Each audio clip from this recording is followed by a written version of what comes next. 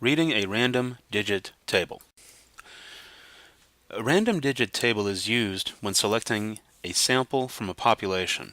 This is done to ensure that the selection is as close to random as possible. To determine how it's done, first you give every individual in the population its own identification number, so that each individual has the same number of digits. For example, if you had a population of 4,134 individuals, then each individual has 4 digits in its identification. Next, note whether you begin counting with 1 or 0. This makes a difference when it comes to selection. So for example, if you begin identifying the 4,134 individuals with 1, then you will have 0001, 0002, all the way up to 4134 as your identification numbers. But if you begin identifying the individuals with 0, then you have identification numbers of 0000, 0001, all the way up to 4,133. So there is a difference, and it's important that you note how you're going to begin this counting. Finally, after you have made the identifications, you may start using the table to select your sample. So you select a row from the table, and to choose a simple random sample, read from the row successive groups of digits of the length you used as labels. Your sample contains the individuals whose labels you find in the table. Now to demonstrate this, we are going to do an example. Suppose we wish to select 9 individuals from a population of 4,134. And we begin our identifications with 0001, 0002, etc. We begin by selecting a row from the random digit table, and I shall use row 101. Now here we have a screenshot of the table in our textbook, and I have bordered off line 101 so we can draw our attention to it. So these are the numbers that I am going to use for my selection. Now reading the digits from line 101, we have them listed here, all 40 of them.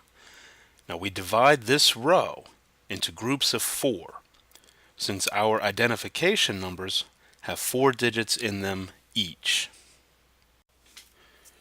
Now the numbers here that are listed are the identification numbers that result from our division of that row in that random digit table. Each of these identification numbers is 4 digits long, and the ones in green are the identification numbers that are allowed to be used, because these identification numbers actually match an individual in our population. The numbers in red do not match any individual in our population, so they will not be used. Now if you notice, we've exhausted all the digits in the row, but we have not completed our selection of individuals. So we just move to another row and repeat the process. The row you choose doesn't matter, it's supposed to be random, so I'll just choose row 110 this time. Choosing row 110, we have another picture of our table, and I have bordered off line 110 so that we can draw our attention to it. And the digits in row 110 are given here, and now we repeat the division of this row into groups of 4. Now here again we have a list of 10 identification numbers, each of 4 digits long, and again the numbers in green are identification numbers that we would use for selection of our sample, because individuals in our population actually have these identification numbers. The numbers in red represent identification numbers that cannot be used because no individual in our population has these identification numbers. I now have the individuals for my sample. The individuals who have these identification numbers are the ones I will select for my sample. Now what if you have digits left over from the row, like your identification numbers only have 3 digits instead of 4?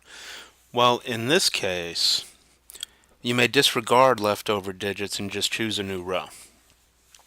The selection process in this fashion should not be complicated. So if there's leftover digits, you may disregard them and just choose a new row.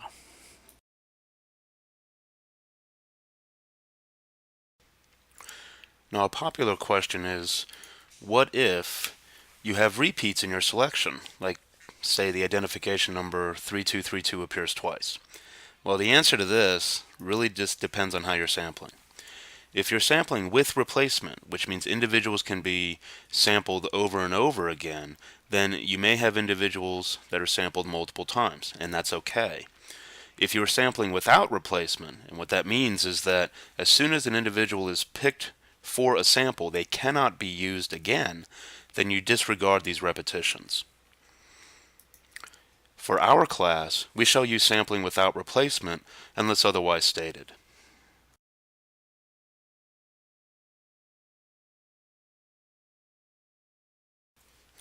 Now, a popular question to ask is, why does each ID number have to have the same number of digits? Well, if we review the definition of a simple random sample, it is given here.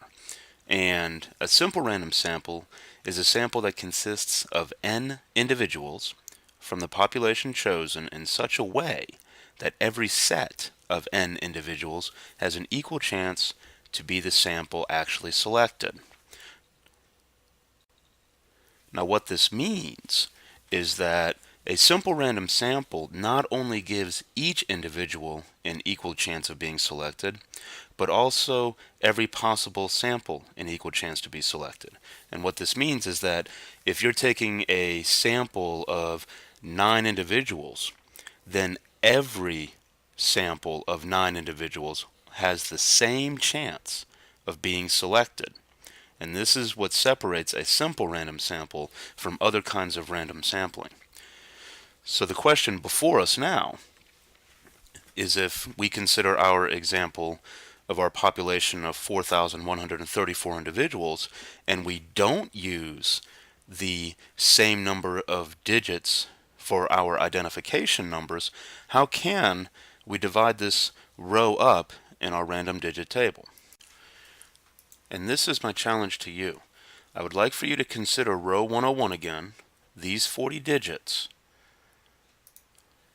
and I would like for you to divide this row up using these identification numbers so that every individual has an equally likely chance of being selected, and get back to me about how you were able to do this.